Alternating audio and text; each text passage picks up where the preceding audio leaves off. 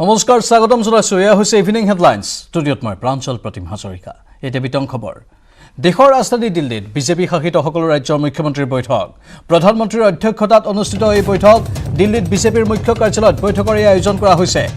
BJP শাসিত প্ৰতিখন ৰাজ্যৰ কামৰ খতিয়ান দাঙি ধৰিছে মুখ্যমন্ত্ৰীসকলে বৈঠকত 24ৰ লোকসভা নিৰ্বাচনক লৈ ৰণকৌশল প্ৰস্তুত কৰা হৈছে বৈঠকত হৰ ঘৰ তিৰংগা সন্দৰ্ভত আলোচনা প্ৰধানমন্ত্ৰীয়ে বিভিন্ন বিষয়ত আলোচনা মুখ্যমন্ত্ৰীসকলৰ কেৱল এটা বিষয় নহয় কেইবাটাও বিষয় এই আলোচনাত সোমাই পৰিছে জেপি নাড্ডা সহ বৈঠকত বিজেপিৰ শীৰ্ষ নেতা উপস্থিত অসমৰ মুখ্যমন্ত্ৰী হিমন্ত বিশ্ব শৰ্মায়ো অংশগ্ৰহণ কৰিছে এই বৈঠকত কিছু দৃশ্য বৰ্তমান আপোনালোকক টিভিৰ পৰ্দাত দেখুৱাইছো এয়া হৈছে দেশৰ ৰাজধানী দিল্লীৰ পৰা হোৱা কিছু দৃশ্য বিজেপি শাসিত সকলো ৰাজ্যৰ মুখ্যমন্ত্ৰীৰ এই বৈঠক য'ত অধ্যক্ষতা কৰিছে ভাৰতবৰ্ষৰ প্ৰধানমন্ত্ৰী নৰেন্দ্ৰ মোদীয়ে দিল্লীত বিজেপিৰ মুখ্য কাৰ্যালয়ত এই বৈঠকৰ আয়োজন কৰা হৈছে বিজেপি শাসিত প্ৰতিখন ৰাজ্যৰ কামৰ খতিয়ান দাঙি ধৰা হৈছে এই বৈঠকত মুখ্যমন্ত্ৰীসকলে সেই কামৰ খতিয়ান দাঙি ধৰিছে আৰু এই বৈঠকতে আগন্তুক 2024 চনৰ লোকসভা নিৰ্বাচনক লৈ ৰণকৌশল প্ৰস্তুত কৰা হৈছে সমান্তৰালভাৱে একেই বৈঠকতে হৰ ঘৰ তিৰংগা সন্দৰ্ভত আলোচনা কৰিছে প্ৰধানমন্ত্ৰীয়ে বিভিন্ন বিষয়ত মুঠতে আলোচনা কৰিছে মুখ্যমন্ত্ৰীসকলে জেপি নাড্ডা সহ বিজেপিৰ শীৰ্ষ নেতা উপস্থিত আছে বৈঠকত অসমৰ মুখ্যমন্ত্ৰী হিমন্ত বিশ্ব শৰ্মাও উপস্থিত আছে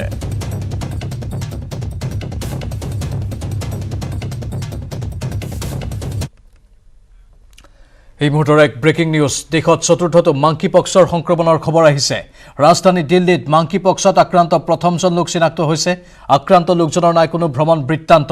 ইতিমধ্যে কেৰালাত আক্ৰান্ত হৈছে 3জন লোক আমি পুনৰ কৈছো আপোনালোকক এই মুহূৰ্তৰ সবাতকৈ উদ্বেগজনক খবৰ মাংকি পক্সৰ সংক্ৰমণ ঘটিছে আৰু ভাৰতবৰ্ষত এয়া হৈছে চতুৰ্থটো মাংকি পক্সৰ সংক্ৰমণৰ খবৰ দেশৰ ৰাজধানী দিল্লীত মাংকি পক্সত আক্ৰান্ত হৈছে প্ৰথমজন লোক আৰু তেওঁক ইতিমধ্যে চিনাক্ত কৰা হৈছে আৰু পৰিচয় ইতিমধ্যে উদ্ঘাটন হোৱাৰ পাছত এটা কথা স্পষ্ট হৈছে যে আক্ৰান্ত লোকজনৰ কোনো ভ্ৰমণ বৃত্তান্ত নাই অৰ্থাৎ তেওঁ কোনো আফ্ৰিকীয় দেশ বা আন কোনো দেশত ভ্ৰমণ কৰা নাছিল বিগত দিনসমূহত তাৰ পাছতো তেওঁৰ মাংকি পক্স হৈছে ইতিমধ্যে কেৰালাত আক্ৰান্ত হৈছে 3জন লোক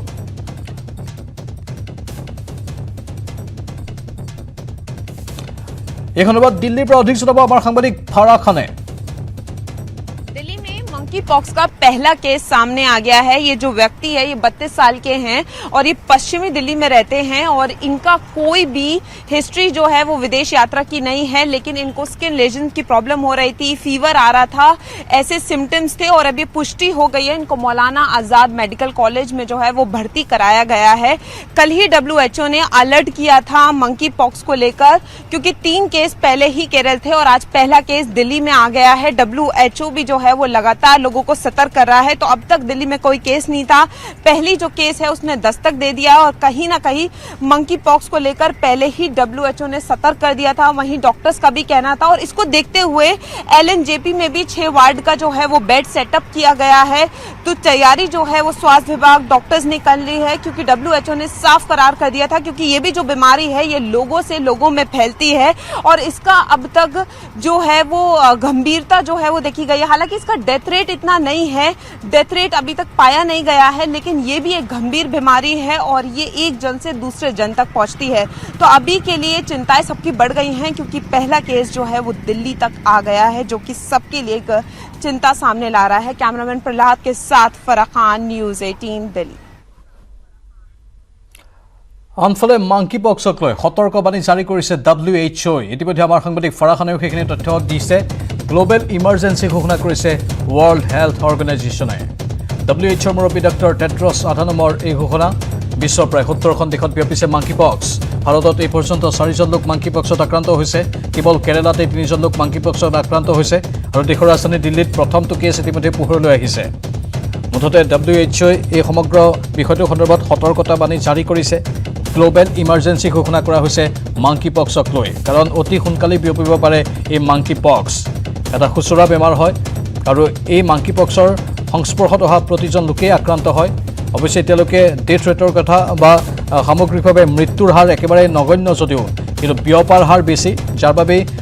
শংকাৰ কাৰণ আছে চিন্তাৰ কাৰণ আছে এই কথা প্ৰকাশ কৰিছে WHOৰ তৰফৰ পৰা WHOৰ মুৰব্বী ডক্টৰ টেড্ৰছ আধানমৰ এই ঘোষণা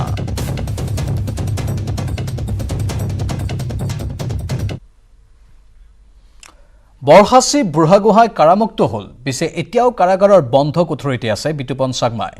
বৰহাচী বুঢ়াগোহাঁইৰ ফেচবুক পোষ্টত কমেণ্ট কৰি বিগত দুমাহ ধৰি কাৰাৰুদ্ধ হৈ আছে বিতুপন চাংমাই শিৱসাগৰৰ আমগুৰিৰ সামগুৰিৰ বালিপথাৰৰ বিতুপন চাংমাই বৰহাচীৰ সৈতে ফেচবুকত কমেণ্টত কথা পতাৰ বাবে গ্ৰেপ্তাৰ কৰিছিল আমগুৰি আৰক্ষীয়ে বৰহাচীৰ মুক্তিৰ পাছতে এতিয়া বিতুপন চাংমাৰ মুক্তিৰ দাবী তুলিছে বহুজনে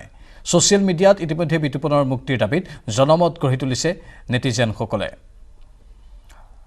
বৰহাচী মুকলি হ'ল কিন্তু বৰহাচীৰ মুকলিৰ ক্ষেত্ৰতো বহুখিনি সংঘৰ্ষ কৰিবলগীয়া হৈছিল আৰু সেই একেই বৰহাচীয়ে যিটো ফেচবুকত পোষ্ট দিছিল তাতেই কমেণ্ট দিয়াৰ বাবে আন এজন বিতুপন নামৰ যুৱককো কৰায়ত্ব কৰা হৈছে বয়স 21ৰ পৰা 22 বছৰ বা 23 বছৰৰ ভিতৰত বৰ বেছি বয়স নহয় সেই যুৱকজনক কৰায়ত্ব কৰাৰ পাছত পৰিয়ালৰ মাজত হাহাকাৰ লাগিছে ইমান দিনে এই সমগ্ৰ বিষয়টো চৰ্চালৈ অহা নাছিল কিন্তু বৰহাচীৰ প্ৰসংগ অহাৰ পাছতেই বিতুপনৰ প্ৰসংগও আহিছে বৰহাচী মুকলি হ'ল কিন্তু বিতুপন এতিয়াও জেলৰ ভিতৰতে আছে আজি দুমাহ দিনে ল'ৰাটো ঘৰত নাই খাওঁতে শুওঁতে অনেকটা সময়ত মনত পৰে গতিকে লৈ আমাক বহুত মনৰ হেৰি হৈ গৈছে আমাক দেউতাক আমি দুটাই অসুস্থ হৈ পৰিছোঁ চিন্তাত গতিকে লৈ এইটো কথাতে আমাক বহুত অশান্তি কৰি আছে এই ল'ৰাটো ঘৰত নথকাৰ কাৰণে গ্ৰেপ্তাৰ হোৱাৰ কাৰণে গতিকে আমি বহুত ভাগি পৰিছোঁ গ্ৰেপ্তাৰ কৰিছিলে তেওঁ ফেচবুকত কিবা কমেণ্ট পোৱাৰ কাৰণে সেই বুলিয়ে জানো আমি এতিয়া বাকী একো নাজানো আমিও দায়িত্ব ল'ম মাক দেউতাক হিচাপত আমাৰ একমাত্ৰ ল'ৰা যাতে ঘৰলৈ অহাৰ পিছত আমি তেনেকুৱা বেয়া কামলৈ যাতে নাযায় বা আলফা নিচিনা তেনেকুৱা বেয়া কামলৈ যাতে নাযায় আমি প্ৰতিশ্ৰুতি দিছোঁ বিতুপন চাংমাইক আমগুৰি আৰক্ষী প্ৰশাসনে বৰখাচীক গ্ৰেপ্তাৰ কৰাৰ পিছদিনাই ঘৰৰ পৰা উঠাই লৈ গুচি গ'ল উঠাই লোৱাৰ পিছত দেউতাক যেতিয়া থানালৈ গ'ল দেউতাকক ক'লে যে তিয়কৰ এজনী ছোৱালী গোলাঘাটত গ্ৰেপ্তাৰ হৈছে তেওঁৰ লগত কিবা ফেচবুকত কমেণ্ট কৰাৰ বাবে তেখেতক গ্ৰেপ্তাৰ কৰা হৈছে আৰু তাৰপিছত দেউতাকক সেই বুলি কৈ পঠাই দিলে কিন্তু পিছদিনাই বিতুপন চাংমাইক জেল হাজতলৈ প্ৰেৰণ কৰিলে আজি দুমাহ পাৰ হৈ গুচি গ'ল কিন্তু আজিলৈকে বিতুপন চাংমাই মুকলি আকাশতলৈ আহিব পৰা নাই যিজন ছাত্ৰই গ্ৰেজুৱেশ্যন লৈ পেলাই কাজিৰঙা ইউনিভাৰ্চিটিত কিবা এটা কোৰ্চ কৰি আহি পেলাই ঘৰতে আছিল আৰু চাকৰিৰ কাৰণে লাগি আছিল এটা ইণ্টাৰভিউ তেওঁ দিবলৈ পাৰ হৈ গুচি গ'ল জেলত থকাৰ বাবে ইণ্টাৰভিউটো দিব নোৱাৰিলে তাৰপিছত আৰু ইণ্টাৰভিউ আহি আছে আমি এইটোৱে দাবী জনাইছোঁ যে আজি অসমীয়া পৰম্পৰাৰ আজি তেওঁ ঘৰত আজি নভুই এই নভুই উৎসৱটোত একমাত্ৰ পুত্ৰ আজি ঘৰখনত নাই মাক বাপেকে কিমান দুখ সহ্য কৰিছে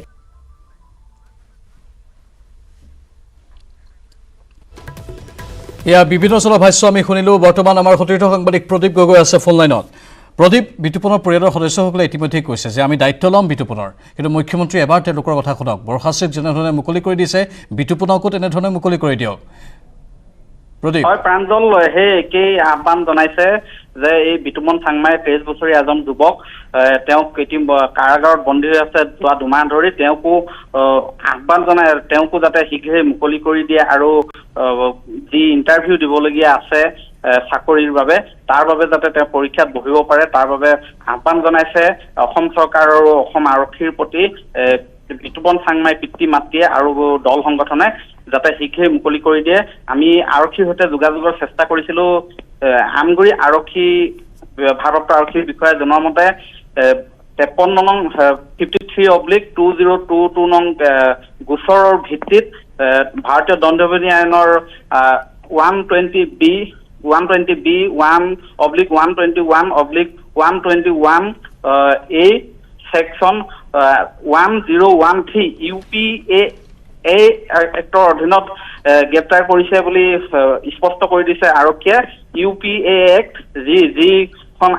যিখন আইনৰ অধীনত এই বৰখাচীকো বুঢ়াগোহাঁইকো গ্ৰেপ্তাৰ কৰিছিলে সেই একেই আইনৰ অধীনত এই বিতুপন চাংমাইক গ্ৰেপ্তাৰ কৰি আচলতে কাৰাগাৰলৈ প্ৰেৰণ কৰা হ'ল যাৰ বাবে তেওঁ এতিয়ালৈকে মুকলি হৈ আহিবলৈ সক্ষম হোৱা নাই আৰু প্ৰদীপ বৰহাচীৰ ক্ষেত্ৰত আমি দেখিবলৈ পালোঁ যে ব্যাপক জনমত গঢ়ি উঠিল ছ'চিয়েল মিডিয়াই হওক বা আমাৰ সংবাদ মাধ্যমতেই হওক বা দল সংগঠনৰ ফালৰ পৰাই হওক যাৰ ফলত বৰহাচীয়ে মুকলি হোৱাৰ ক্ষেত্ৰত এটা সঁহাৰি পালে আৰু মুখ্যমন্ত্ৰীয়ে এই ক্ষেত্ৰত হস্তক্ষেপ কৰিলে আৰক্ষী সঞ্চালক প্ৰধানেও ক'লে যে সকলো ধৰণৰ প্ৰক্ৰিয়া আৰক্ষীৰ তৰফৰ পৰা লোৱা হ'ব বৰহাচীৰ মুকলিৰ ক্ষেত্ৰত কিন্তু তাত আইনী মেৰপেচ বহুত আছিল অধিবক্তাই বাৰে বাৰে যুঁজিবলগীয়া হৈছিল আৰু বাৰে বাৰে বাতৰি শিৰোনাম হৈছিল ইমান দীঘলীয়া এক যুঁজৰ অন্ততহে বৰখাস্তে মুকলি হ'বলৈ সক্ষম হ'ল এতিয়া বিতুপনৰ ক্ষেত্ৰত সেই একে আইনী মেৰপেচ সোমাই পৰিব পাৰে নেকি সেই একে আইনী যুদ্ধৰ মাজেৰেহে যাব লাগিব নেকি সকলোৱে হয় প্ৰাঞ্জল আইনীৰ প্ৰক্ৰিয়াৰে যেহেতু এতিয়ালৈকে আগবঢ়া নাছিলে পৰিয়ালটোৱে বিশেষকৈ অতি দৰিদ্ৰ পৰিয়াল যাৰ বাবে অধিবক্তাও ধৰিবলৈ সক্ষম হোৱা নাছিলে টকাৰ অভাৱত অধিবক্তাই যি টকা বিচাৰিছিলে গোচৰটো চলাই নিয়াৰ ক্ষেত্ৰত বা এই সন্দৰ্ভত কিন্তু সেই টকা যোগাৰ কৰিব পৰা নাছিলে যাৰ বাবে এনেদৰে পৰি থাকে বিষয়টো আৰু শেহতীয়াকে আজি কৃষক মুক্তি সংগ্ৰাম সমিতিৰ এটা দল গৈছিলে তেওঁলোকে কাইলৈ অধিবক্তাৰ সৈতে কথা পাতিব বুলি আশ্বাস দিছে আৰু পৰৱৰ্তী পৰ্যায়ত যি ধৰণে আইনী প্ৰক্ৰিয়া আছে সেই আইনী প্ৰক্ৰিয়াৰে তেওঁলোকে অগ্ৰসৰ হ'ব বুলি সদৰি কৰিছে কিন্তু এটা লক্ষণীয় কথা হ'ল এই পৰ্যন্ত কোনো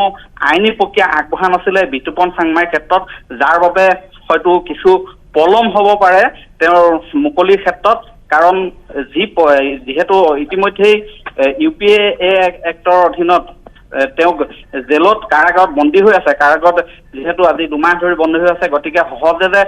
মুকলি কৰি দিব তেনে কথা নাই কাৰণ আইনী প্ৰক্ৰিয়াৰে যাব লাগিব বিষয়টো গতিকে কাইলৈ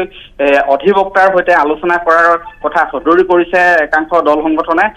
তাৰ পিছত গম পোৱা যাব আৰু কি ধৰণে জনমত গঠন হয় বা আৰক্ষীয়ে কি ধৰণে সঁহাৰি দিয়ে সেয়া লক্ষণীয় হ'ব কিন্তু অধিবক্তাৰ সৈতে বৰ্তমান কথা বতৰা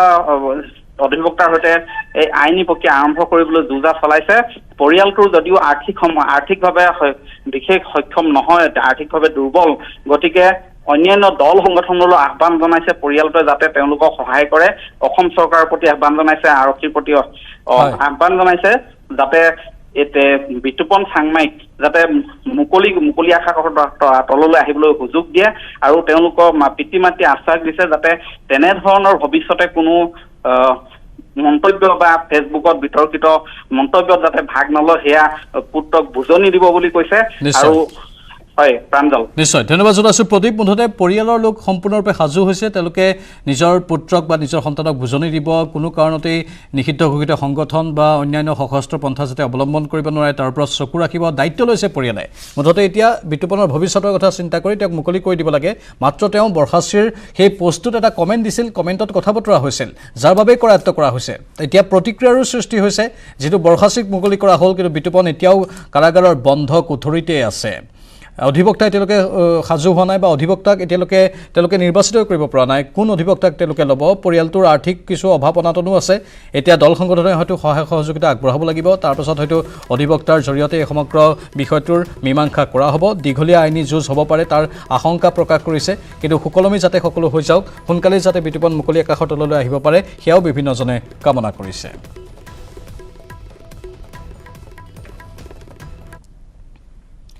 এবাৰ ড্ৰাগছ সৰবৰাহকাৰীৰ ৰূপত খুদ আৰক্ষী মহানগৰীৰ বশিষ্ঠত প্ৰায় 20 কোটি টকা মূল্যৰ ইয়াবা টেবলেট জব্দ হ'ল এবাৰ ড্ৰাগছ সৰবৰাহত জড়িত খুদ আৰক্ষী নিজে মণিপুৰৰ আৰক্ষী কনিষ্টবল আৰু আছাম ৰাইফলছৰ এজন জোৱানে সৰবৰাহ কৰিছিল নিচাজাতীয় সামগ্ৰীখিনি আৰক্ষীৰ জালত 2 সৰবৰাহকাৰী বশিষ্ঠ আৰক্ষীয়ে 37 নম্বৰ ৰাষ্ট্ৰীয় ঘাইপথত জব্দ কৰে নিচাজাতীয় টেবলেটখিনি 2 সৰবৰাহকাৰীৰ কনিষ্টবল লেটমিন সিং হাউকিপ আৰু বাবন বশিষ্ঠ আৰক্ষীয়ে ভাৰপ্ৰাপ্ত বিষয়া ডিম্পুল গয়াৰী আৰু যুটীয়া আৰক্ষী আয়ুক্ত পাৰ্থ সাৰথী মহন্তৰ নেতৃত্বত এই অভিযান চলাইছিল মণিপুৰৰ মোৰেৰ পৰা নেক্সন বাহনেৰে সৰবৰাহ কৰিছিল এই ইয়াবা টেবলেটখিনি মণিপুৰৰ পৰা অসম হৈ বেংগালুৰুলৈ নিয়াৰ পৰিকল্পনা কৰিছিল টেবলেটখিনি ধৃত 2 খুৰাক আৰু ভতিজা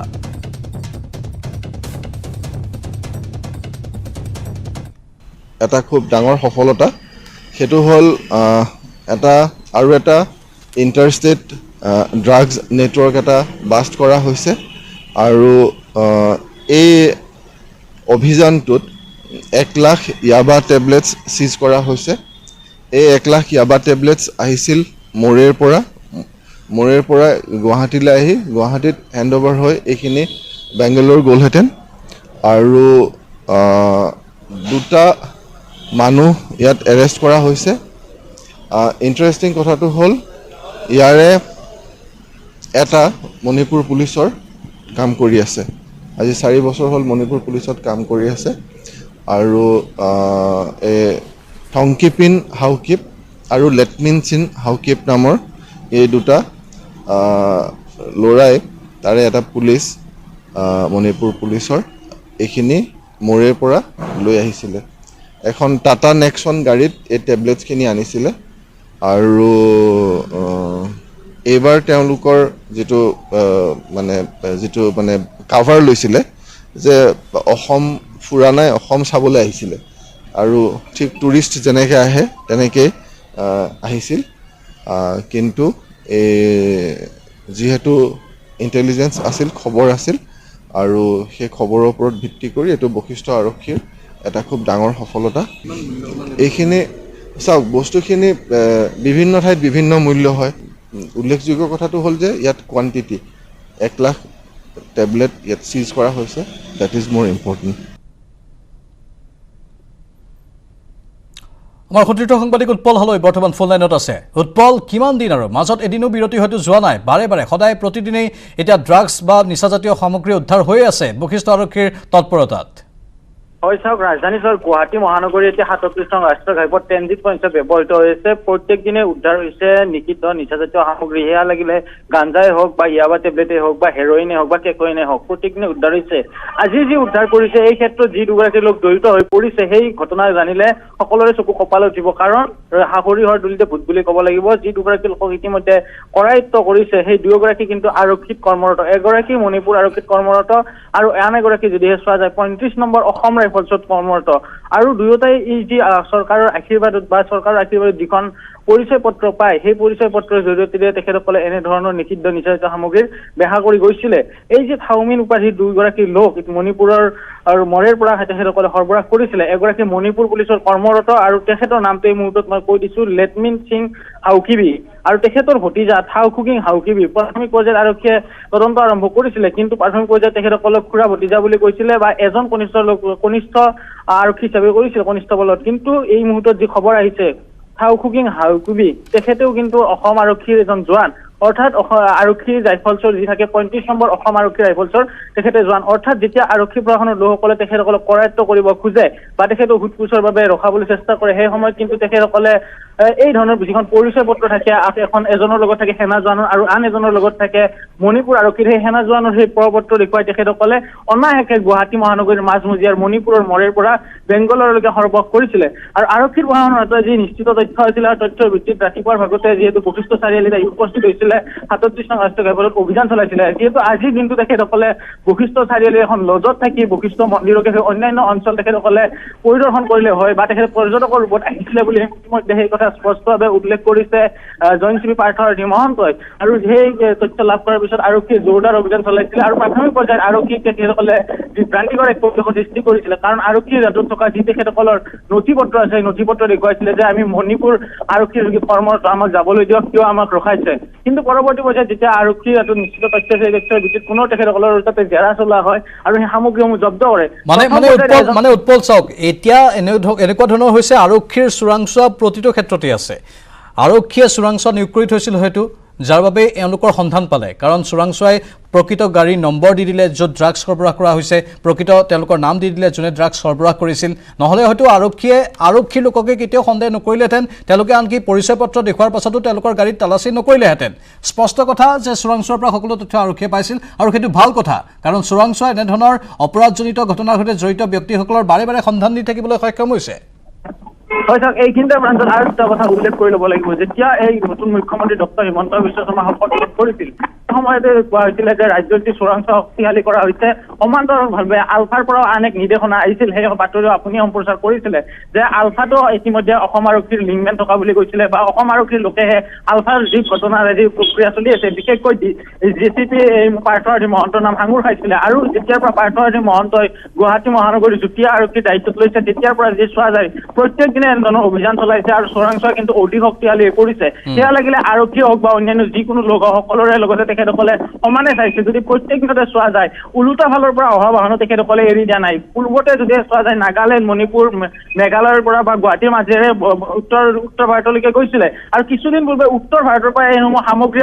অসমলৈকে আহিছিলে। অৰ্থাৎ ওলোটা ফালতো তেখেতসকলে এনেধৰণৰ চেকিংসমূহ কৰা পৰিলক্ষিত হৈছিলে। মুঠতে আৰক্ষী ধাৰাবাহিকভাৱে সফল হৈ আছে। সম্পূৰ্ণৰূপে নাকি লগাব লাগে এনেধৰণৰ অপৰাধজনিত ঘটনাৰ সৈতে জড়িত ব্যক্তিক, ড্ৰাগছেই হওক বা আন অপৰাধৰ ক্ষেত্ৰতে জড়িত নহওক কিয়, প্ৰতিটো অপৰাধীকে নাকি লগাব লাগে বুলি সৰ্বত্ৰ দাবী উত্থাপন হৈছে। হয়, সেই কথাই ধন্যবাদ উৎপল।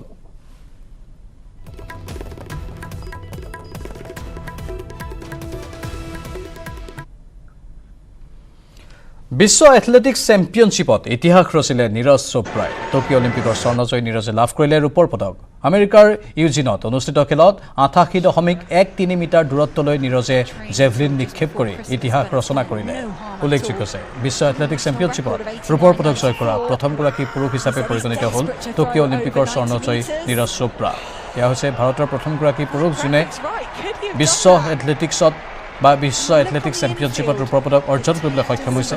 ইতিপূৰ্বে ইতিহাস ৰচনা কৰিছিল নীৰজ চোপ্ৰাই টকিঅ'ত গোল্ড মেডেল অৰ্জন কৰি অৰ্থাৎ সোণৰ পদক অৰ্জন কৰি জেভলিন থ্ৰোত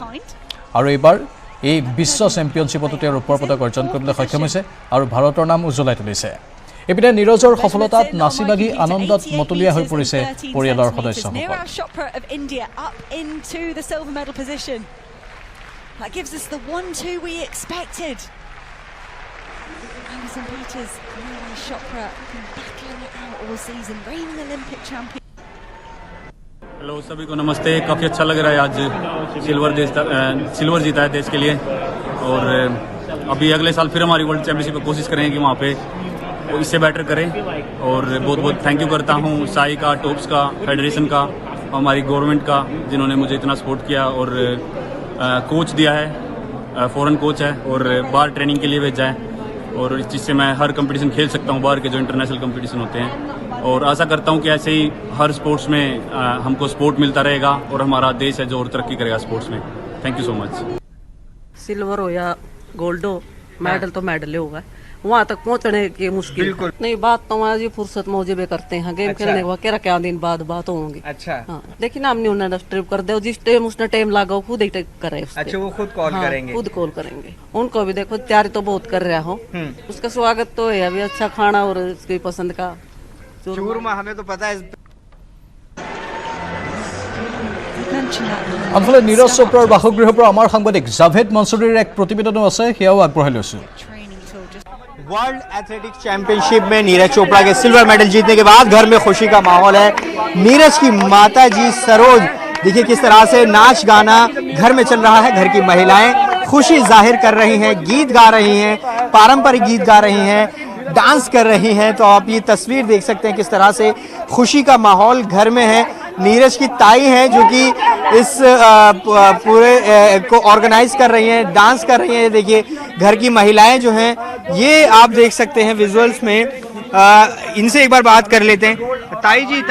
जी बहुत खुश हैं आप बहुत खुश है इसे से कौन सा गीत गा रही थी आप अभी हम देख रहे थे आपका अच्छा हाँ बहुत खुश है हम अच्छा हाँ तो एक बार गा के बताइए काले उठवा दे मन मुटकी दे मन मुटकी रागी ओ काना में मेरे झटकी देखिए ये ताई जी हैं आप बताइए बहुत खुश हैं आप लोग बहुत खुश है जी हाँ बहुत खुश है जी ये कौन सा गीत है और ये जो नाच है इसको क्या कहते हैं ये हरियाणवी गीत है जी कृष्ण भगवान का गीत है कृष्ण भगवान का गीत है ये देखिए कृष्ण भगवान का जो गीत है वो उस मौके पर गाया जा रहा है जब घर के बेटे ने देश के लिए मेडल जीता है सिल्वर मेडल जीता है हमने अभी तस्वीरों में देखा कि नीरज चोपड़ा की माँ खुद वो डांस कर रही थी नाच रही थी ये गीत गा रही थी तो आप समझ सकते हैं कि घर में किस कदर खुशी का माहौल है न सिर्फ घर में बल्कि पूरा देश आज नीरज चोपड़ा पर गर्व महसूस कर रहा है इससे पहले ओलंपिक में जब उन्होंने गोल्ड मेडल जीता था तब भी इसी तरह की तस्वीरें उनके घर से निकल कर आई थी पूरे देश में जश्न का माहौल था गर्व का माहौल था तो एक बार फिर से नीरज चोपड़ा ने पूरे देश को गर्व करने का मौका दिया है कैमरा पर्सन करम सिंह के साथ जावेद मंसूरी न्यूज़ 18 इंडिया पानीपत আৰু এয়া পানীপথত নীৰজ চোপ্ৰাৰ বাসগৃহ পৰিৱেশ দেখুৱালোঁ য'ত অতি আনন্দমুখৰ এক পৰিৱেশে বিৰাজ কৰিছে আৰু বাতৰি দেখোঁতে সময় হৈছে চমু বাণিজ্যিক বিৰতিৰ অতি সোনকালে উভতি আহিম